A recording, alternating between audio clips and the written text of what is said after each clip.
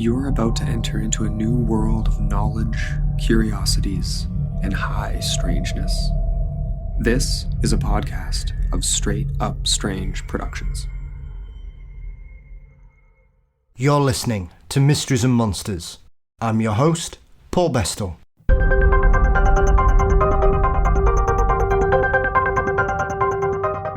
On today's show, I'm joined by paranormal investigator, witch and tarot reader Cherise Williams to discuss her new book, The Witch's Guide to Ghost Hunting. We discuss using tarot on investigations, the variety of psychic abilities people can have, the etiquette of ghost hunting, Spellcraft, and her upcoming documentary, Haunted, Indiana State Sanatorium. It's a real pleasure getting an insight into the utilisation of witchcraft in the modern ghost hunting pantheon, and I'm sure you'll enjoy hearing from Cherise as well. Just before that though, I'd just like to update you on some good news for me. I am deeply humbled to have been invited to be a member of the jury for the upcoming Fortean Film Festival here in the UK, which will be taking place in September this year. So if you want more details on that, I'll put a link in the show notes as always, but you can also search for Fortean Film Festival on the internet, and that should take you to the website, and keep your eye out for ticket releases. Don't forget as well, you can support Mysteries and Monsters by signing up for the Patreon. For $4 a month, you get ad-free episodes, early releases, bonus content, and more.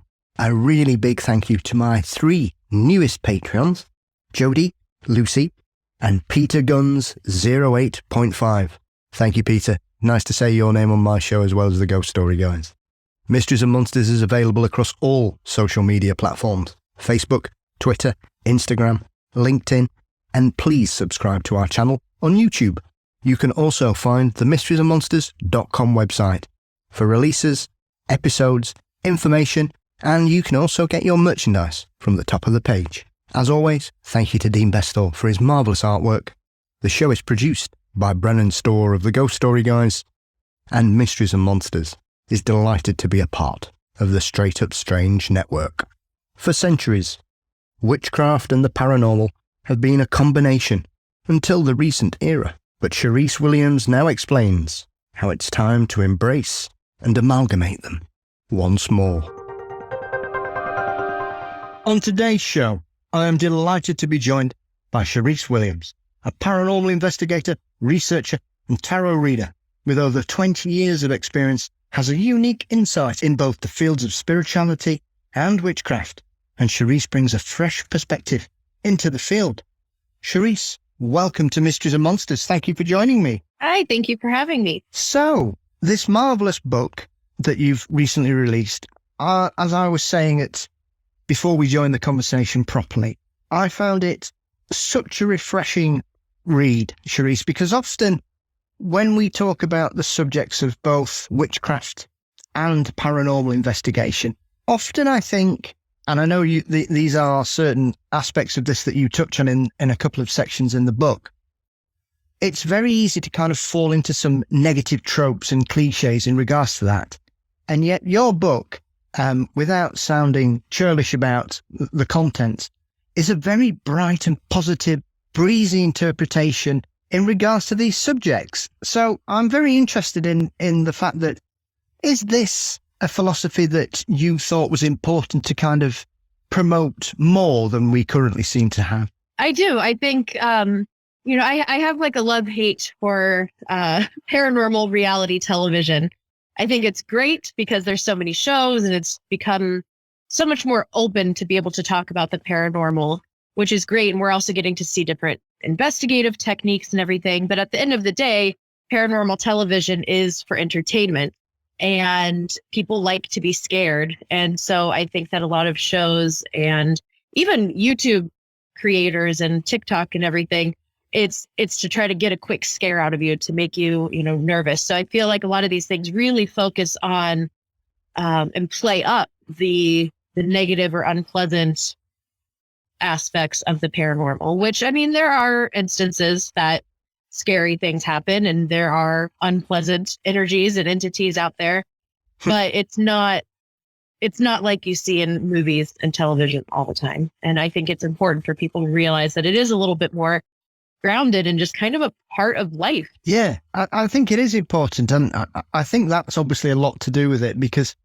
I know you cover a section in your book where you're about having good manners, not just with the people that you're investigating with, but obviously the people and the spirits that you're trying to make contact with. And I think this is a very underappreciated aspect of paranormal research. And I think that ties into somehow the kind of perception of how people need to behave when they go on ghost hunts these days, as you refer to about having a love-hate relationship with paranormal television. I'm in exactly the same boat as yourself with that.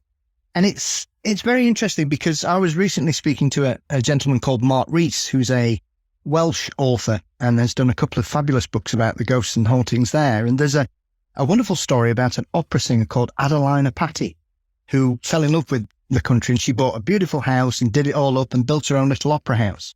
But she was at the end of the 19th century, so obviously sound recordings were not the best. So by the time they'd got the ability to record her, and she was classed as being one of the greatest singers of the 19th century, she sang at the White House. Queen Victoria came out of mourning to see how good she was supposedly anyway, and came to make sure that what everyone was telling her about this woman having the voice of an angel was true. By the time they'd recorded her, she was deeply upset when she heard the recordings, because she thought they sounded awful. So now when people go to this property to make contact with Adelina, they play these recordings, which she was very vocal about the fact that she hated them, and that deeply upset her. And it's very interesting that when you're covering these kind of aspects of that, I think often people forget, if we are dealing with intelligent spirits and hauntings, then treating these people with a lack of respect is going to both upset and heighten the chances of it being a negative experience. Mm-hmm. Yeah, that's terrible. And I think, unfortunately, that's what a lot of people want to have happen. They think, oh, well, if I go in and I completely upset this spirit, then they're going to retaliate, and it's going to be so much more exciting, and the evidence is going to be so much greater than if we just go in and treat the spirit with respect. But I think that is so incredibly rude. I mean, I would certainly hope that these people wouldn't go into the home of a living person and pester them and do things to intentionally upset them and be rude. So why would you do that with somebody just because they don't have a physical body for you to interact with? I think that is it's so rude. And I think that you can get activity by being kind, I mean, I don't know. I would rather kind of build that relationship or be kind or at least show respect, because some people will say, well, some spirits, they were terrible human beings. They don't deserve kindness. So at least just respect and kind of get more interaction that way. I feel like that can kind of help open up more of a conversation. Whereas, yeah, you might go in and be completely rude and play this music that this person said that they hated in their life. And you might get a quick, door slam or something, but then that's it. They're not going to want to interact with you. They're not going to want to sit down and have a conversation with you or give you the time of day. So, it's what are you there for? Are you there for just one quick little scare, or are you there to actually, facilitate some sort of communication and research? Yeah, I would suspect and suggest that in a situation like Adelina Patti, it would be better to go there and read some of her glorious reviews and some of the things that people, she had famous composers write operas primarily for her. She was feted across the world. She was held up as one of the greatest singers of her era. So that, I think, would give you a far more positive response, because obviously, as you refer to there, Cherise, if you remind them of negative aspects of their life, that's surely only going to give you a negative response. Mm-hmm. Yeah. And it might not be, it'll just be like one, like I said, like a door slamming or something. And then maybe you'll get some yelling on an EVP, but I don't know. I would rather establish more of a connection than just let me have a ghost yell at me and then call it a night.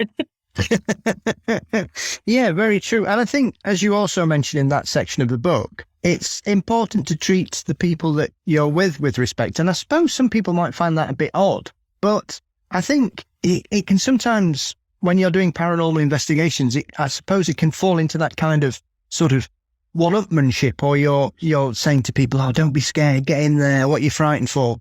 and throw some, and not literally throw them into a room, Cherise, I suggest, but put people into situations that they may not be comfortable with, and I think that's a very similar kind of situation. That if somebody doesn't want to do something, then don't force them, because they're not going to be benefiting from that situation. They're probably going to be more worried about how they feel rather than what's happening. Exactly. It's just, I don't know, it's just boundaries. People need to have boundaries. Yeah. And I think it's also too important to respect how other people investigate. Some people might investigate a little differently than you. And I mentioned it in the book. Obviously, if somebody is being completely disrespectful to other investigators or the spirits in the location or something, speak up and say something. But, everybody has their own techniques and styles, and even intuition. I think it's important to respect somebody's intuition. They may say, oh, I'm feeling like this is happening, and you may think it's a bunch of baloney, but, at least just, it all comes down to just be respectful. You don't need to be condescending and judgmental. Have you been surprised or has anybody sort of indicated about the book? Because obviously the book's called A Witch's Guide to Ghost Hunting. And for me, that seems a perfectly normal title. Because for me, I think the history of witchcraft and spirits goes back centuries, millennia even. And I know you also mentioned in the book that obviously one of the earliest examples of this is from the Bible, where I believe, is it Saul goes back to speak to the Witch of Endor in regards to some kind of prophecy and to get sort of spiritual guidance. Yeah. And I find it very odd that sort of only recently has witchcraft and the paranormal seem to diverge again and sort of amalgamate in sort of a malleable situation. Whereas I think for a very long time in the 20th century, they were seen as two completely separate camps. Which is interesting because, witches are notorious for communicating with spirits. So why wouldn't ghost hunting, where you are communicating with spirits, and witchcraft kind of unite? I think it has to do a lot with, for so long, witches were seen as evil, and, they were either seen as evil and something that you don't want to mess with, or they were seen as just a joke and nonsense. But I think this is one of the benefits of social media. I think in regards to witchcraft is it's becoming more common. People are being able to see in real time, real people sharing their witchcraft practice and being able to see that, oh, okay, it's not something, demonic and sacrifice that's happening and people selling their souls to Satan. People are seeing that it is much more of a, it is much more of like a grounded, balanced practice, and it's just more accepted now. So I think that we're going to start seeing more of a merging of not just witchcraft, but spiritual practices in general being merged with the more, traditional kind of scientific approach to ghost hunting. Yeah, I think you're right there. Social media and the ability for people to follow tutorials or watch people at work or sharing their versions of witchcraft, I think has really sort of broken down these preconceived ideas of it, as you refer to there, about sacrifices and hanging around with familiars and these old-fashioned ideas of witches simply having evil intent, where, obviously coming from where I come from in the UK, there is a long history of the persecution of witches at the late 15th and 16th centuries, and King James seeing witches wherever he went, and that kind of almost maniacal obsession with witchcraft and this demonization of anybody that did anything slightly different. And I think when we look back at it, these were simply people, because obviously it wasn't just women, it was men and women, though it's very interesting that certain men were allowed to continue doing what they were doing, whereas the women were kind of carted off into places. Yeah. Make of that what you will. And essentially they were just at one with their surroundings, be it what we would consider in this day and age very spiritual, connected people who had a real understanding of their environments and nature. Yeah. They were the healers. They were the midwives. They were the people helping the community. It's always kind of sad because you hear stories of communities turning on these people who were healers and delivered the babies in the village and stuff. And then the village turns on them. or even just people who were different, that maybe they weren't healers and midwives and everything. They just kind of lived on the outskirts of the village and were just minding their own business, but they were a little unique, a little different. And it's just sad that, throughout history, we've kind of just condemned anything that seems different or against the norm. And it's a shame. Yeah, I think that's one of the key strengths of social media, because a lot of people are very quick to sort of criticize all of it for its negative aspects. And yet I think we often forget that it's allowed people on the margins who have often felt that they are an outsider, or they are different, or they don't just like doing what everybody else does, that they're not the only person that feels like that, be they in England or Canada or various states across the US. Exactly. Yeah. It's actually a really nice way to unite people. People feel connected. Yeah, very much so. I mean, it's certainly opened up my eyes, and I've made friends with people from around the world. That's not to say I've struggled to make friends here, but the conversations I have with my friends here, Cherise, are very different to the conversations I have with some of my friends from the States and Canada, as you may imagine. And that's, once again, getting that kind of aspect where you're able to open up and talk to these people about shared interests that you may not, because with the greatest respect, talking about Bigfoot or ghost hunting is not the top of my friends' lists. They may humour me for 5 or 10 minutes, and then they'll move on to what I was watching at television, or if I've had a nice meal out or something like that. Yeah. And there's no friends quite like internet friends. That's another perk of the internet and social media. I have a love-hate with social media as well. There's definitely a lot of benefits to it, connecting with other people, other like-minded people. Yeah. I was interested to hear that you had a very early interest in tarot primarily. And I had to chuckle that you, as many of us, I would imagine, Cherise, when we first dip our toes into this water of things that we're really interested in, but we're kind of scared to ask anybody so we don't look daft or that we're naive or something, that yourself and your sister were under the impression that you had to be gifted your first tarot set. So you both bought the same set and then gave it to each other. Yeah, that was actually my friend and I, my middle school friend. We were in, I think, 6th grade. So we were 12, 13. It was hilarious. I mean, yeah, we just walked out of the store and just swapped decks.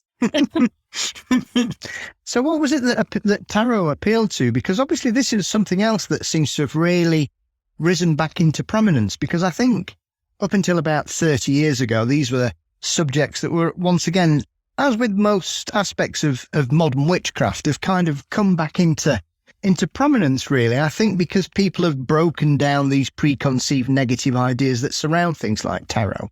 And so for you, Cherise, what was it that appealed to you? Was it just that you thought it was an interesting subject, or did you have a real interest in the fact that these cards seem to be able to offer some kind of knowledge that you were unaware of? I've always been interested in everything weird, and I was always kind of the weird kid too, hanging out with friends, and I would be talking about Bigfoot and stuff. So I was always kind of a little different. But I was just initially drawn to tarot cards because they were, they seemed just so mystical and what is this? And so I wanted them.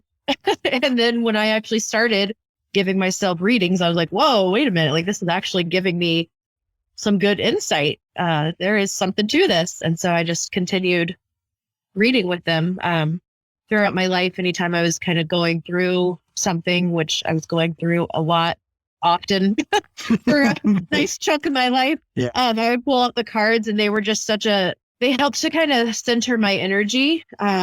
And they also just really helped to provide kind of clarity and guidance and confirmation and things. So yeah, they've just always kind of been a part of my life. Yeah, I found it very interesting because I think it's often one of those things that when anybody starts with the tarot as well, there's always that moment where you might give somebody a reading and you're like, oh, hang on a minute, let me just check my book. And I was there.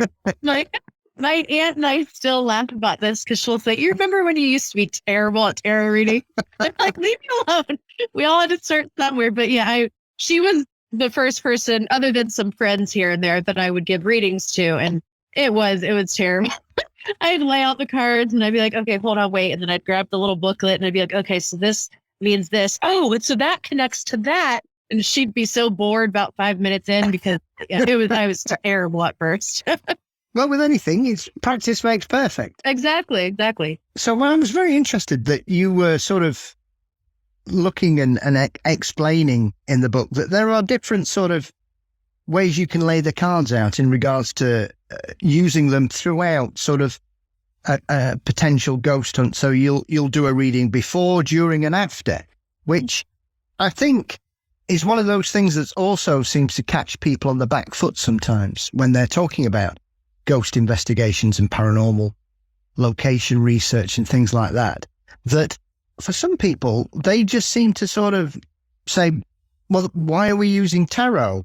And I think when you read your book, and there are obviously other notable practitioners of tarot, Dana Newkirk is obviously a prime example of someone who has sort of brought it to the sort of wider audience of using tarot in investigation, Cherise. So have you ever been surprised that people still kind of view it in such a way, despite the fact that when we talk about the aspects of spiritualism and paranormal investigation and witchcraft, these are just standard parts of your toolbox, aren't they? Yeah. I mean, I'm not surprised that people are kind of like, what? And have their doubts about it because, I mean, there's still people who have their doubts of if ghosts are real. And so then here I am pulling out my tarot cards. They're like, what is going on? So I'm not surprised at all that there are some people that are like, that's just weird and that's not going to work.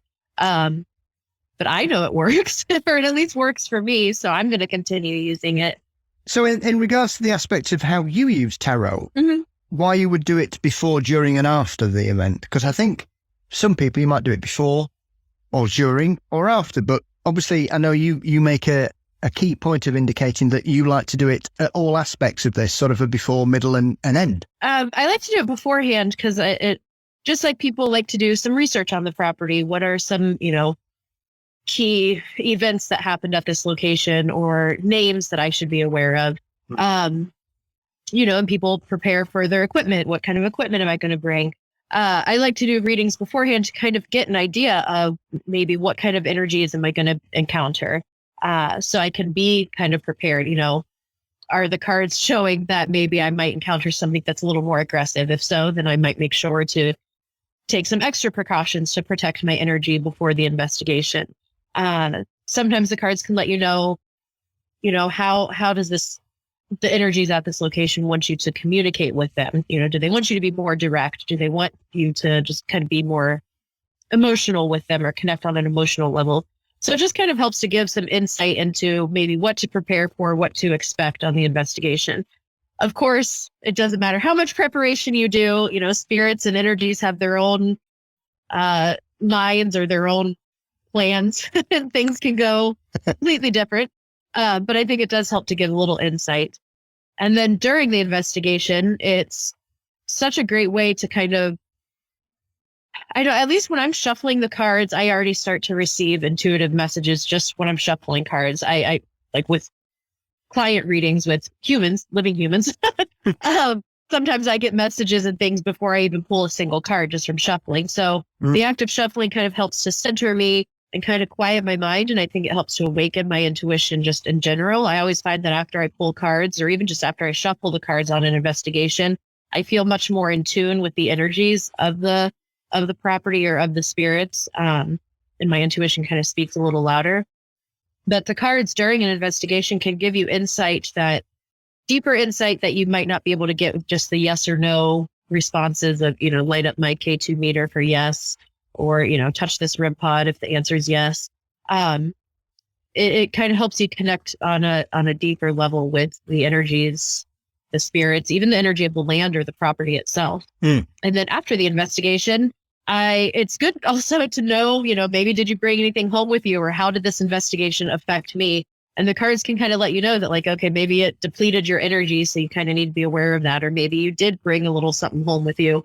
So it kind of gives you some insight into that. But then I think also every experience we have, whether it's with a living person or not, we can learn something from or grow from. So I kind of like to know, how did I impact the location or the spirits there? And then maybe how did they impact me, and how can I utilize that moving forward? Is it something, because I'm often surprised that when paranormal investigators on occasions, they will try certain things in certain locations and it just doesn't work. And sometimes, and this can apply to all realms of paranormal investigation and cryptozoology and things like that, Cherise, that I think people try something and if it doesn't work, they just stop using it. And I know when you're covering this sort of this guide to what you take and the items that you suggest people should use. And I was very interested to see you mentioning using a cat or dog toy, which I've got exactly the kind of toy you're describing in the book. That's one of those that any movement on it and it just starts to flash. Clearly I must have spirits because I never see the cats in my house use it and then it comes on. So wow. I don't know what's going on. Or they just do it and run off as cats are prone to do. So it's little things like that. I think sometimes when you think outside of the box, even if something doesn't work, I think often people just presume, oh, well, if it doesn't work, it's never going to work anywhere else. And I think, as you explain, that's probably not the best sort of philosophy to have, because if we are sort of dealing in a situation of different spirits in different locations and a variety of situations, it surely can't be a one-size-fits-all approach when it comes to the equipment that you use on these investigations. I completely agree. I mean, we don't really know what the spirits are or how they even can interact with their environment. So, I mean, maybe there's certain types of spirits that can't interact with that particular piece of equipment, whereas you could take it to another location and that particular type of spirit is able to manipulate that equipment. But yeah, I mean, just like every human is different, every human communicates differently, and every human has things that they like and things they don't like. I think the same could be said for spirits as well. Maybe that spirit doesn't want to light up the cat ball, but then you have another spirit that's like, what is this? I want to, mess with this. So yeah, I think it's important to kind of try different things at all different types of locations. Don't just try once and then give up because it may work the next time. Yeah. It is interesting when I was reading that section that you kind of highlight a couple of things that it seems really have fallen out of fashion. Dowsing is one particular thing, which I think some people just seem to think that has to do with ley lines. Whereas I know that over here, up until sort of the mid-70s, paranormal investigators would use dowsing quite a lot. And that seems to be something that's completely fallen out of fashion. And another thing is scrying, which I think is another one of those aspects of paranormal investigation that seems to be held in some kind of negative sense, because we've all got these, or we've all heard these friend of a friend stories about people seeing terrible apparitions in the mirrors and things. And it's kind of got pushed into a corner with Ouija, I think, in regards to the fact that, it's an entirely negative experience. Yeah. So yeah, the dowsing rods, that is one of those tools that I think, and I kind of mention it in the book as well, that I don't like to rely just on the dowsing rods, because there is that element of, kind of wishful thinking. You may be trying your hardest not to move those rods, but if you want them to cross, your subconscious kind of sends those signals to your hand to make them cross. So I do like things like the dowsing rods, but I also like to pair that with maybe even tarot cards or traditional equipment. So maybe if you have the dowsing rods crossing for the answer yes, and then also your K2 meters lighting up or something, I feel like that's a little more compelling. But it's also, I think, one of those, try it. It may not work and it may work. So why not try to utilize it? And then scrying. Yeah, scrying is one of those. I mean, I did mention in the book, I highly suggest, I never tell anybody what they should or shouldn't do, because ultimately, I'm not your mother. You have free will. You do what you want to do. I can definitely recommend or highly suggest, and I do that in the book, of highly suggesting really protecting yourself and making sure you're grounded before scrying, because I do feel like it is one of those that you really are letting your guard down with scrying, and you may be so focused on kind of the connection you're having with your subconscious or what you're seeing in the mirror that you might not be aware of the energy happening around you. But I think as well, kind of like the Ouija board, it's your intention. Like I think I talked about it in the book. I personally don't use the Ouija board because of past experiences I have so rooted in my subconscious that when I go to use the Ouija board now, I'm approaching it with kind of that element of fear and like, oh, something might not go well, even though I know that's silly. Yeah.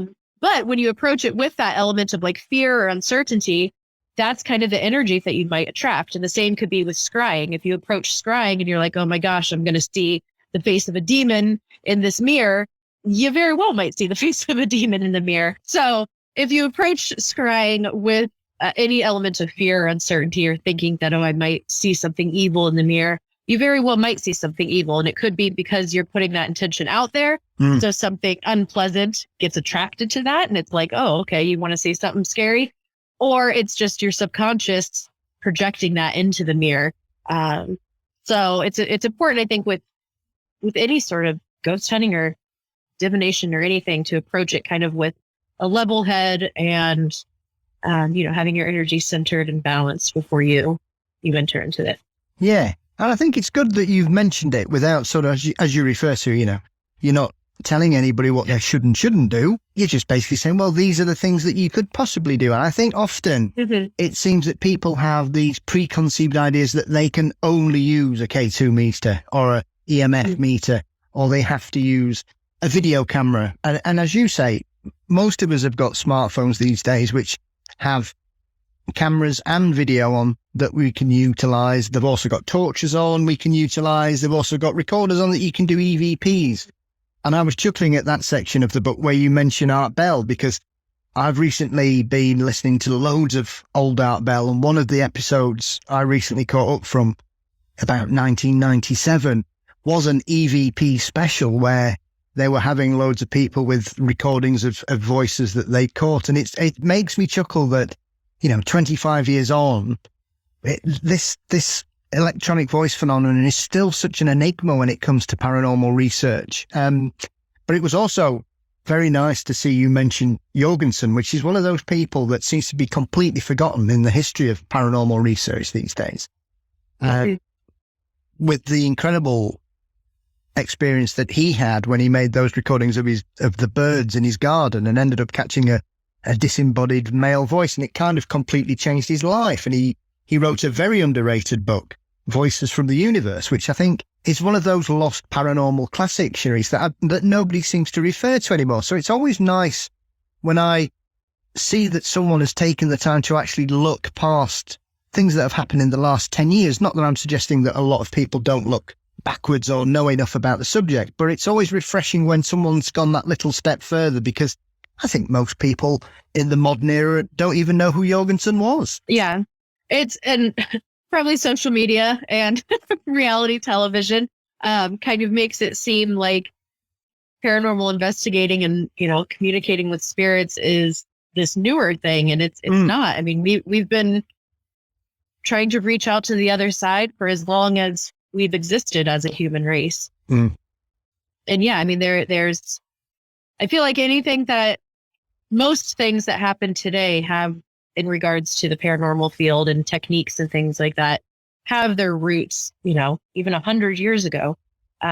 So it's kind of important to kind of know where this field originated and some of the people who contributed to it, which I admit I'm not the best with that. That's something I want to start kind of diving into more, is kind of more of the original people who contributed to this field and kind of helped to shape what it is today.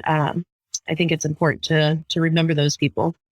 Yeah, very much so. And I think, as with any field, sometimes people can get left behind who actually kick down the doors for everybody else to walk through. YouTube is a fantastic facility for finding things like that. I remember a couple of years ago stumbling on a very strange documentary by the actress Margaret Rutherford, who's probably best known for playing Miss Marple in the 1960s film versions of some of those Agatha Christie books.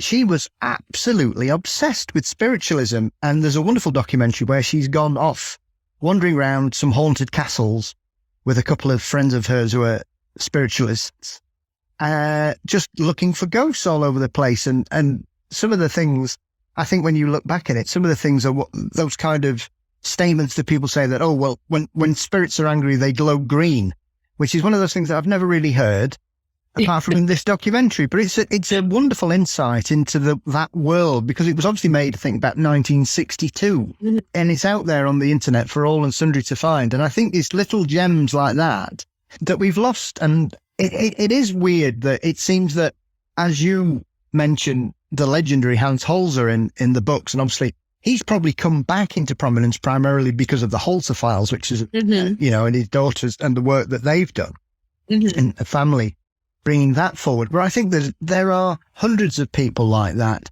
from both North America and Europe that just seem to have been left behind because it all happened before 1995 and cable television, I think. Exactly. Yeah.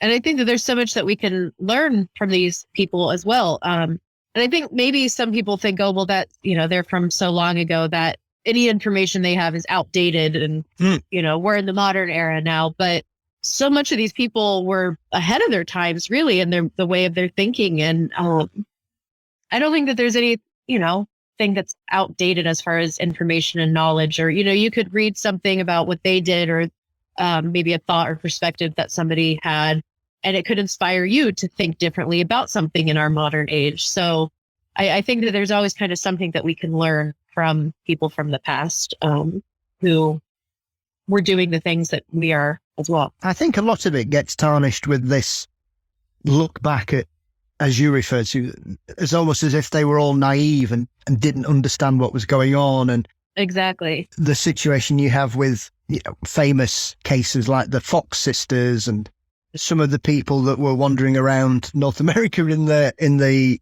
spiritualism boom of the 19th century, and obviously things going on over here, and some of the people that were claiming to be able to project ectoplasm and hold these seances that were, when we look at these photos, I think sometimes it does make you laugh, because clearly these are paper mache or linoleum or whatever, yeah.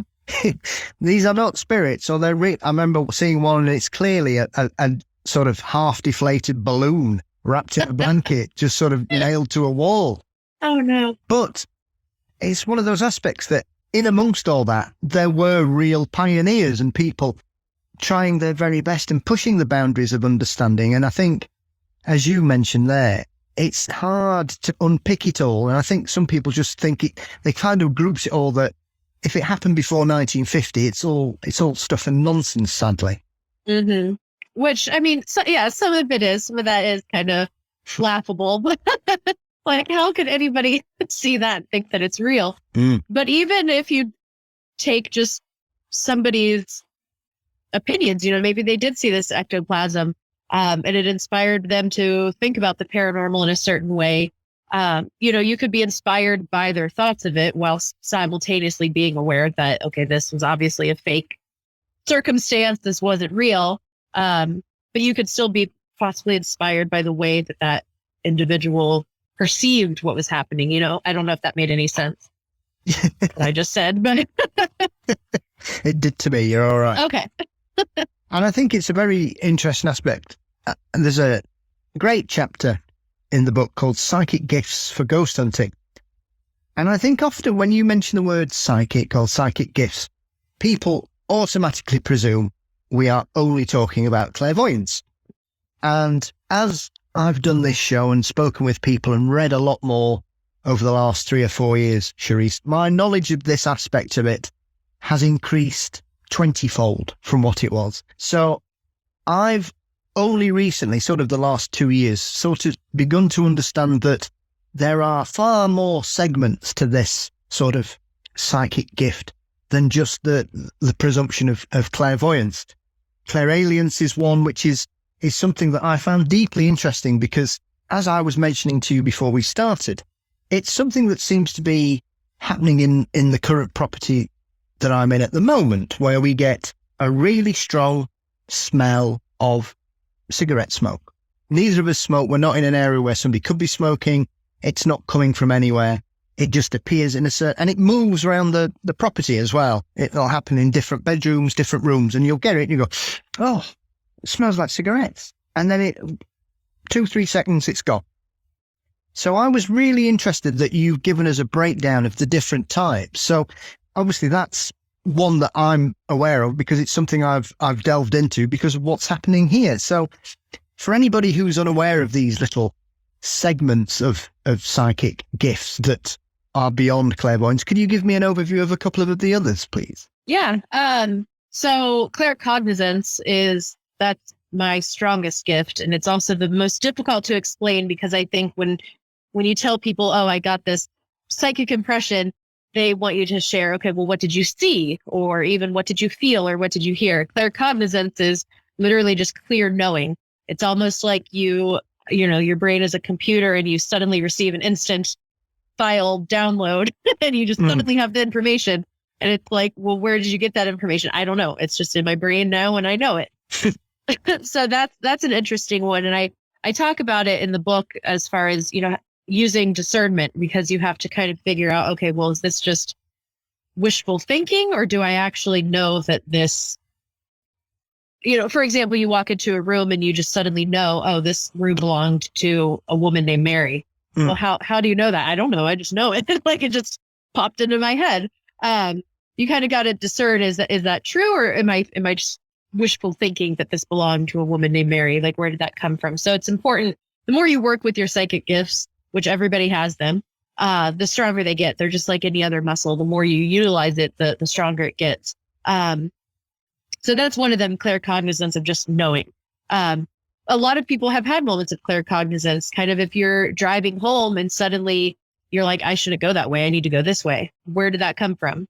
That's a claircognizant moment of just kind of a psychic thought just instantly popping up in your brain. So that's a common one. There's also psychometry, which I feel like has been shown on some television shows where you can touch an object and you receive psychic impressions from it. So you might touch an object and you might see the image of, a gentleman or something that owned that item.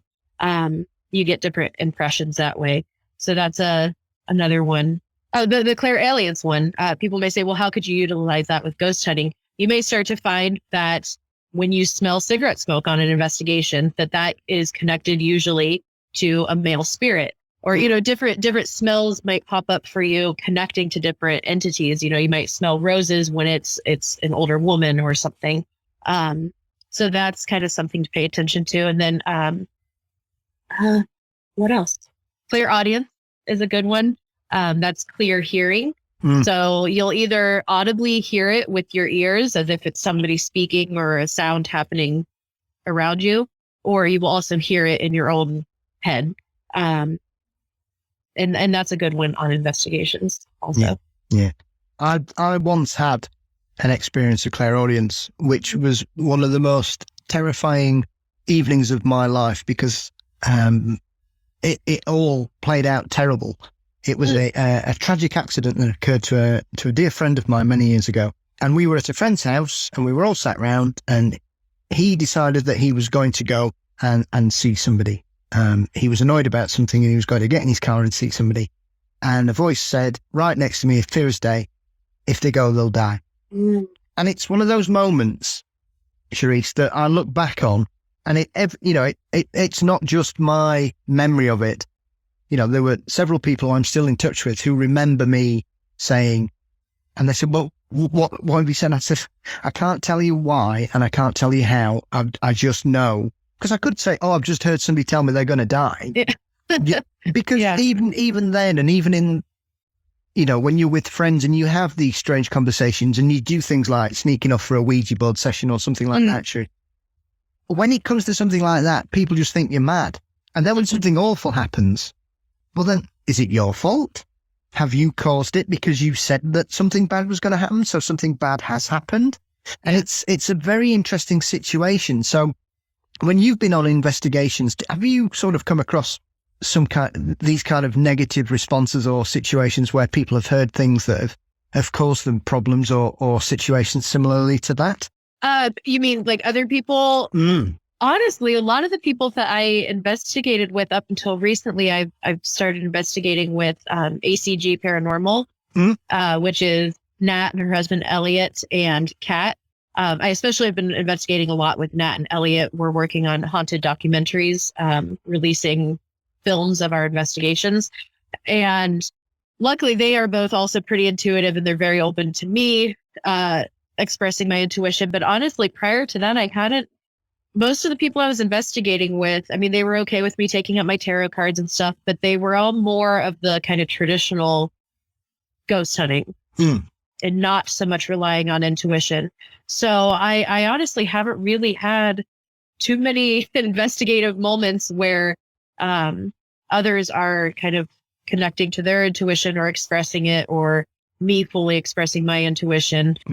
So yeah, I don't really have an experience on that. I mean, I've had good experiences with people like Nat. She's very vocal about her intuition and things that she's picking up on. And it's very interesting when what I'm picking up on, what she's picking up on kind of correlate with each other.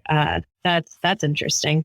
But yeah, luckily I haven't really had any, unpleasant or uncomfortable, difficult moments with intuition on investigations. Good. I mean, I think it's interesting as well that, do you think that people sort of turn away from that because they're so reliant on technology, or they're under the impression that they have to rely on the technology, Cherise, rather than, as you refer to, trusting your intuition or listening out for things? Because often, people have been mucking around with their cameras or messing about with their EMF meters or something, and therefore they're not paying attention to what's going on, or the noises or the feelings they may be getting, because they're solely focused on the electronic equipment. Yeah, that's happened a lot on investigations. I mentioned Nat. Her and I seem to hear things more than other people do. And it usually happens when people are kind of setting up their cameras and switching batteries and things like that. And her and I are just kind of standing and listening. We're like, did you hear that? And everybody else is like, no, we didn't hear that. So I think that there is something to be said of just kind of, I love equipment and I utilize equipment, but I think it is important also while you're investigating to set the equipment aside, or maybe just take out one piece of equipment and then just sit and just really kind of feel what you're feeling, listen to your thoughts. What are you picking up on? What are you feeling? I think that's very important. I think people feel things intuitively more than they're expressing. But I think, like you said with your friends, you were hesitant to say, oh, well, it's because I heard this voice 3-4 times next to me say this. I think a lot of the time people are either, one, they don't believe their own intuition. They get an intuitive impression and they're like, no, that's nonsense. That's nothing. That's just my imagination. Or they don't want to sound crazy, or they don't want to be wrong. I mean, there's even been times that I haven't said things, like most recently, I can't really talk about it because it was filming for haunted documentaries. So I can't share specifics. But I was doing a tarot reading and I was like, I'm hesitant to say this, that I'm 100% feeling intuitively. The cards are reflecting it back to me, but it had to do with something that I can't prove or disprove in regards to the history or an event that happened in this one location. But I went ahead and I my intuition's never steered me wrong. And so I went ahead and I expressed what I was feeling intuitively. But so I can see why, and I'm somebody who is intuitive and embraces it and expresses it. But I was even kind of hesitant to be like, I don't know, should I say this? So I can definitely see and understand how people who maybe aren't as connected to their intuition would be very hesitant to share, okay, well, I'm feeling this right now, or I did just hear this voice or this name, or I saw this image. I think a lot of people are just kind of hesitant to express it. Yeah, I think that's because people have this preconceived ideas of how they have to behave, I think, these days as well. That it has to be, I think they're so obsessed with the scientific recording or validation of an event that anything else seems to be put in a box as marked feelings, and well, you can't really gauge that. But as you say, I think most people in life have experiences where they've had a gut feeling about a variety of situations that usually comes right, or they have a gut feeling about a job or a person or doing something, and it will usually spin out like that. And I find it odd that whether this is just a part of modern society or the way we're told to just kind of suck it up and move forwards, that people are they've been trained to ignore it. Yeah. And I think too, it's because it's difficult to prove. And I think as as humans, and especially as investigators, we feel like we need to kind of prove ourselves. And a lot of the time when we are investigating to try to find proof of the paranormal. And so when you can't, everybody can see a piece of equipment lighting up or hear a REM pod going off. You can't really, you can say, oh, I heard this, or I felt this, or I saw this in my mind. You can't really prove it. And so I think a lot of people just kind of dismiss that because, oh, well, it can't be proven. So I can't share this with other people. So I'm just going to throw it out, which I think is not a good idea. I think you need to embrace that intuition. I mean, our brains and our bodies are the most efficient pieces of equipment and machine we have in our arsenal. So I think it's important to kind of work with that technology in our brain. Well, speaking of technology, I think there was one part of the book that really did make me chuckle. And when I read it, I thought, well, yes, now I've seen it, this makes complete sense. And it's often this process that whenever you've been to a haunted location or investigating anywhere, there is this perception that you have to cleanse yourself to make sure that you've no attachments, or you've not fetched anything home with you, or just to clean yourself down. Spiritually, as it were. And then your section, you mentioned about doing this with your equipment. And I thought, well, that makes perfect sense, Cherise. But until I'd read it, I'd never even considered the possibility that here we are, if we're dealing with things, and often when I'm considering the aspects of the paranormal, I tend to fall into a category of believing this is some form of energy, whatever it's responding in, the way it behaves, because energy can't be destroyed, it can only change. So I'm a big believer in kind of that kind of route in regards to the paranormal and what's occurring. I'm certainly not suggesting that is the answer. That's just something I think bears a lot of fruit for me in the way I look at things. I don't think that explains everything by a long shot. So when I read that section of your book, I just shook my head because I thought, why have I never considered that? Because now I've read it, it makes perfect sense. Mm-hmm. Yeah, I mean, I kind of look at it as different objects hold energy. It's kind of like energetic debris or dust almost. Not only are you going into some dusty locations and actually getting dust on your equipment, but I feel like the more we use our equipment, it is kind of just absorbing or taking on energetic dust, and they need to be cleansed as well, I think. Like tarot cards, for instance, are notorious for needing to be cleansed. Some people don't cleanse their tarot cards at all, and that's fine. But I feel like sometimes, especially after I've done a lot of client readings back to back to back, it's almost like the deck gets cluttered with all of the energy because I'm tapping into a person's energy. The cards are helping to tap into the energy. So it's almost like they're absorbing too much energy, and then I'll go to do a reading and none of the cards make sense. I'm like, oh, okay, it's because there's too much energy surrounding this deck, so I need to cleanse it. And I think the same could be said for our equipment. It's constantly connecting to these different energies and absorbing it. And I think eventually it can kind of make the equipment maybe not work quite as well as we want it to.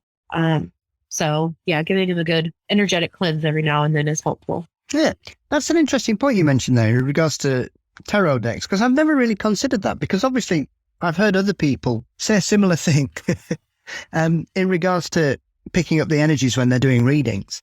In regards to your tarot deck, do you have a set time frame that you would look to replace it, or will you hold on to it until it literally falls apart, Cherise? Or is it one of those things that the more it gets used, the more worn out the cards get? And I don't necessarily mean that in a physical sense, more in a kind of spiritual energy absorption sense. I think if you cleanse your cards, it's fine. Like I have a deck that I primarily use for client readings, and I'm actually kind of debating with myself because the cards are getting a little worn. It's getting a little more difficult to shuffle. And I'm like, I don't know if I don't want to replace it, because you do kind of start to connect with your tools, and especially your tarot deck. You do kind of connect to it, and it really kind of absorbs. I don't want to say absorbs your energy. That sounds a little frightening. But you connect with it. You kind of have a little energetic bond with it. And so I don't think that the cards like stop working. I think more than anything, they will physically stop working. It'll be difficult to shuffle because they're getting so worn, but I don't think energetically they can be worn out. I will say sometimes you may, because the imagery is very important on the artwork and everything on the tarot cards. So sometimes you may, be at a different point in your life that the imagery just doesn't work for you anymore. That definitely happens. But as of feeling like the deck is like, oh, I'm too tired to move on, or I can't do another reading. I haven't felt that. Other than, again, physically, I'm so sad. I think I'm going to have to replace this deck because it's getting difficult to shuffle. Yeah, interesting. I just wanted to make sure, because I know, like I say, some people are very keen on the idea that the cards absorb energy or guidance or whatever. And as you say, I think with any sort of inanimate object that you use a lot, as daft as, and you were sort of reticent to sort of say absorbs energy, but I think when you use something a lot, we have favorite inanimate objects, and we build a relationship, the way it feels in our hands or the way it smells. It's the little things, I think. And often we can overlook that because we always are encouraged to get brighter, newer, shinier things all the time. And often I think it's the familiarity of certain objects that keeps us grounded as well. Yeah, I agree. Like this deck, I like the way it feels in my hands. It's provided excellent readings, and yeah, it's like you said, familiar. It's familiar. I'm comfortable with it. The deck knows me. I know the deck. So I'm going to continue using it as long as I physically hold out. So yeah, there's a wonderful bit in the book where you talk about the creation of certain potions for certain situations and guidance and protection and cleansing different aspects of both yourself and the surroundings. And I found it very interesting, primarily because it was really good to read a real breakdown of what you consider to put into things. And as I said earlier in the conversation, these are subjects that, whilst I knew a bit about on the surface, once you start to dig into them, I'm really surprised in the directions it's beginning to take me. Things like moon water, which if anybody had said that to me 5 years ago, I'd have just gone, I've no idea what you're talking about. Now I kind of understand that it's water left out under the gaze of a full moon. Am I right? Yeah. So, good. I have been paying attention. So when I'm looking at things like that, I'm really interested in these aspects and traditions that have been passed down through the centuries, Cherise. And another aspect is when you were on about a certain potion that you were using, you would use earth from a cemetery, but the entrance. And it was interesting that you were saying that some people are really sort of against using cemetery earth, primarily because of the connotations of it. But I thought your explanation of why you use it from the entrance, very interesting. So for anybody that's not aware of these kind of little foibles like moon water and using cemetery earth, could you kind of give us a sort of deeper dive into what these are and why you would use them, perhaps? Yeah. So myself and many other witches and people believe that everything holds different types of energies. Different plants hold different energies. Like the lavender plant, it has protective energies. It also has energies to elicit psychic dreams. So you can incorporate these different things that have different energetic frequencies together to create an outcome that you want. For example, if you create a tea at night with lavender, you would kind of put the intention into the lavender. I kind of like to say you're like waking up or giving an assignment to the lavender. Like, I'm waking up the property, your trait of psychic dreaming. And then you drink it and you can have a psychic dream. So yeah, it's really just about utilizing the different energetic frequencies and properties and characteristics of different items into your practice or into your ghost hunting to kind of create the energy or outcome that you are desiring. Like cemetery dirt, for instance, especially at the entrance to a cemetery, it's kind of this liminal energy. It contains this liminal energetic property. It's also a cemetery, which is associated with death. So it kind of can help connect you to cross the threshold into the other side, to connect to the other, to connect to spirits. So by utilizing that, or just even kind of having it with you while investigating, can kind of help to I don't want to say, I guess maybe not break down barriers, but kind of put you into that same energetic match. If that made sense. I mean, I mean, it was very interesting for me because I love the aspect of this book as well is that, as you mentioned earlier on, you're not telling us what to do. You're basically just saying, well, this is what I do. These are things you can do. And here's some things that you might like to try. So when I see these things, as I say, because I'm kind of opening myself up to the subject and diving into these, I found the whole aspect of this. Well, if you don't know much about it, I'm just going to be open and honest with you and say, here you are, have a look at this. And I think that's quite interesting because I think often when we talk about subjects like this, Cherise, it can be quite daunting for somebody wanting to dip their toe in. Mm-hmm. And as we were saying, some of these subjects have become so popular over the last sort of 10 years that I think it can be daunting for somebody that wants to sort of investigate and learn more about modern witchcraft and the way it's utilised and the way it can ground you and connect you to the world around you, that when you come across a book like yours, I think it's a really good introduction for people without kind of pitching it too low, if that makes sense. Mm-hmm. Thank you. I appreciate that. That's kind of what I was going for. Yeah, there's, and I say that at the beginning of the book, everything that I talk about in this book, each topic could have 100 books written about it. You could go so much deeper into all of, whether it's the witchcraft aspect of the book or just the traditional ghost hunting. So if you are interested in something that I talk about in the book, maybe you are really feeling drawn to the cemetery dirt aspect, take that and really begin to research cemetery dirt and kind of see how you can apply it to your own investigating into your own life. But yeah, I kind of try to make the book accessible to everybody, whether you have a lot of experience in witchcraft or ghost hunting, or you're new to all of it. Yeah, I kind of just wanted it to have something for everybody to be able to apply. Absolutely. Well, I found it riveting, I have to say, and deeply interesting. And it's really opened up a few things for me because I like I say, I find the way that you've written the book is a wonderful introduction without being too scholarly. It's just basically saying, come on in, have a look, see what you like, and take the pieces that you want and move on with it. And I think that's a really good and refreshing way to sort of entice people into it, I think, Cherise. Mm-hmm. Yeah. I know there's one thing that you've mentioned, and I would love to touch on this before I let you go. Is this upcoming documentary that's due out at any point? I believe it's incoming as we speak. Yeah. And I'm very interested in this because I've heard you say that this venue that you've done this investigation, this documentary on, the sanatorium, is a mind-blowing place to go and investigate. So how did you kind of get involved in going to this place, and how did the documentary come to fruition? So the first time I met ACG Paranormal, Nat and Elliot, Nat had reached out to me. We'd been talking a little while on Instagram, and she said, hey, there's this new location, new open for investigators. It's an older property.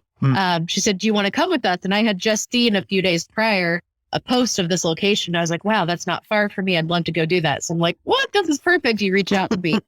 So this was last July, so July 2021.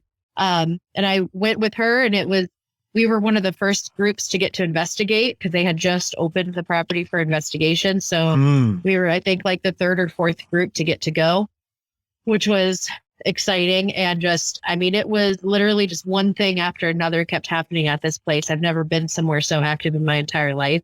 And I don't know I think it's a combination of the spirits at this location and the connection that I made with them, as well as the fact that I was one of the first people to investigate, and it's not like hundreds of people had been there before me and I've heard everybody's experiences. So it kind of was just this special place for me. So I still have such a deep connection with this place.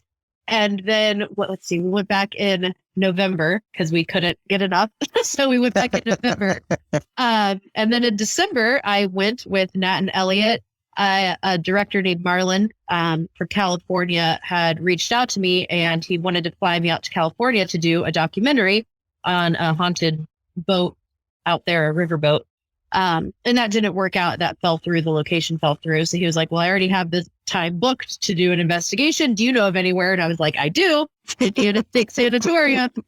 He's like, all right, let's do it. And he's like, do you know, 2 other investigators that would want to go with you? And I'm like, yeah, Nat and her husband, Elliot. I'm like, this is perfect. Like, it is still kind of crazy how everything kind of fell into place. And we were talking about this on our last investigation that we filmed for our second film that's going to come out.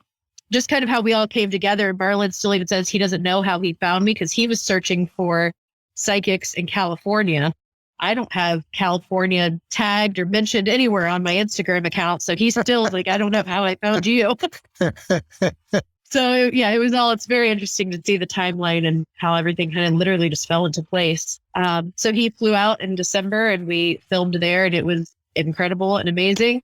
And we all got along so well together, and we all agreed, let's keep making more of these. So we established haunted documentaries, and we are going to continue going to locations and filming documentaries. So Haunted Indiana State Sanatorium will be out so soon. I unfortunately do not have any release information as far as streaming. I do know all of our films are going to be streaming on multiple platforms, starting out on 1 or 2 and then progressively going to more of them. But other than that, I have no more information. So people will have to follow me on social media, CheriseWilliams.xo on Instagram or Facebook, and then also Haunted Documentaries on Facebook and Instagram for updates. But I love it. And I'm so thankful that, Marlon, Nat, and Elliot have come into my life, and we all work so well together because we really do just have this great chemistry. And every time, that we've been investigating together, just crazy things happen, amazing things happen. We all just really get along, and I'm able to utilize my intuition and, scrying and tarot cards and things like that, as well as Elliot creates really interesting pieces of equipment that you don't see everywhere. So yeah, I'm excited. I'm so excited for people to see this, and I'm so thankful to be working on it. Brilliant. What is it that makes this place so special then, Cherise? Indiana State? Yeah. Well, I don't know. I don't know if it's one of those because maybe it's so active because it hasn't been investigated extensively. You go to some of these, I hear a lot of the time of people going to, infamous haunted locations and nothing really happens, or it's pretty quiet. Maybe a couple of things happen. And I think it's eventually these spirits just kind of start to get bored. Night after night after night, people coming in and asking the same questions and utilizing the same equipment. And I know if I were a spirit, I'd be like, oh my gosh, this is night 2002 and, getting asked the same questions. I don't want to answer these anymore. I don't know if that's part of it, is the fact that these spirits are so like, whoa, what's going on? That's one of the things that I felt when I first went there. One of the things that made me feel so connected to these spirits is so many of them there felt like lost and forgotten and abandoned. And having people come in, they were finally getting the chance to feel, seen and heard and remembered. And that was really important to a lot of these spirits. And so I don't know. I hope it continues to stay as active as it is currently. Yeah, it's definitely a special place, and it has a special place in my heart. I mean, that's an interesting aspect that, as we were saying, there are notable haunted locations around the world where it seems that it's gradually getting less prevalent. Things aren't happening as often. And it might be, as you said, they might simply be getting bored. Oh God, not another bunch of ghost hunters. Come on. let's go into the attic and hide up there for the night. Yeah. Or it might be the fact that, as some people have said over the years, there are certain ghosts that seem to fade away over the years, or don't seem to be seen as clearly as they used to. And that might be some kind of aspect to it as well. So it's interesting that after everything that's happened over the last 2 years, and a lot of places, even when you are sort of going in these abandoned places on your own, a lot of us and a lot of people have not been able to do anything like this for a couple of years. Especially here in the UK, everything was shut down.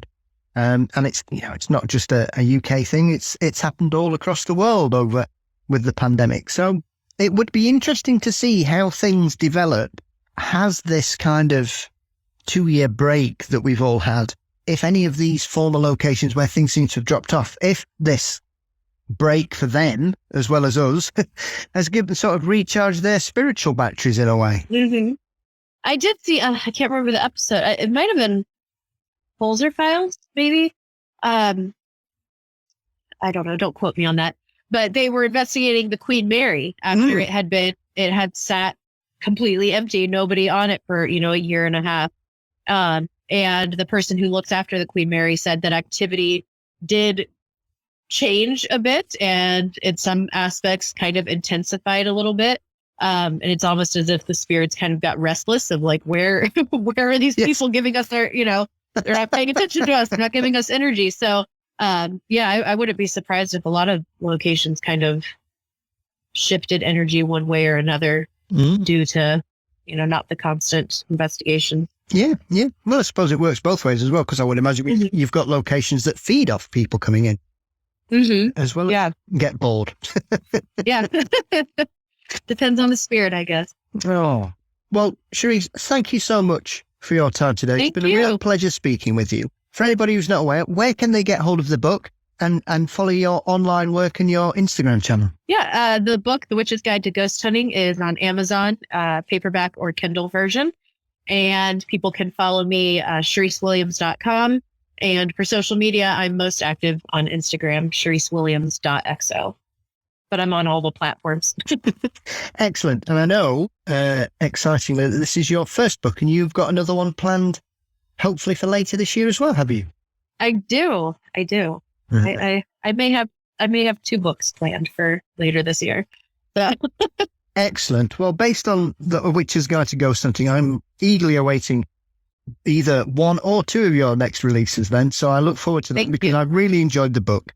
And I think it's a fabulous debut into the field. And I wish you the very best of luck with it. Best of luck for the documentary series. I'll keep my eye out. And hopefully we'll get a chance to speak to you again sometime. Thank you so much. Anytime.